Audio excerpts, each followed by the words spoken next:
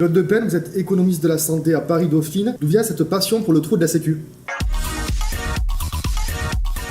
J'ai aucune passion pour le trou de la Sécu, j'aimerais bien qu'il n'y ait pas de trou de la Sécu. Je me suis intéressé à la santé dans les années 80, c'est à la fois technique, c'est à la fois social, il y a un mélange d'éléments politiques, d'éléments humains qu'on a du mal à trouver dans d'autres secteurs. Oui, d'ailleurs il sera bouché l'année prochaine.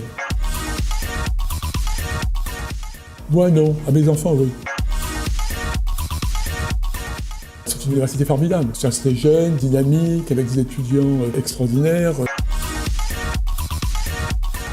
C'est un peu la FSS ambigu. D'une part, il y a de grandes réformes, la suppression du RSI, c'est pas rien, faire disparaître un régime de sécurité sociale, la suppression de la cotisation maladie des salariés, c'est pas rien, de basculer l'assurance maladie sur un modèle de financement CSG. À côté de ça, le volet financier est assez banal. Il faut récupérer 4 milliards d'économies par des mesures qui s'apparentent encore à des mesures un peu de rabotage, notamment à l'hôpital.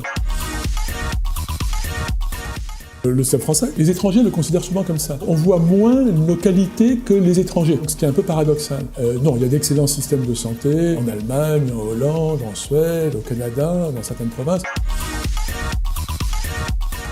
Pourvu qu'on ne les impose pas. Je crois que les jeunes médecins veulent travailler plus ou moins en réseau, en groupe. Le médecin isolé, tout seul, c'est un petit peu fini. On est dans une logique un petit peu collective, d'abord pour des raisons scientifiques, des raisons aussi de partage du risque, des raisons aussi de confort professionnel.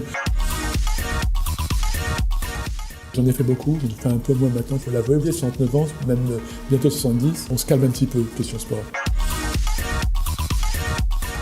Oui, et les professeurs aussi. Je ne sais pas pourquoi la France rémunère mal les grandes fonctions collectives. Elle rémunère mal ses juges, elle rémunère mal ses professeurs, elle rémunère mal ses médecins, alors qu'elle considère que ces professions sont essentielles pour son avenir. Donc il y a une espèce de paradoxe de mal rémunérer les grandes fonctions collectives, auxquelles pourtant on attache, si vous voulez, le développement futur de notre pays. Il faudrait corriger ça. Eh bien merci WhatsApp Talk.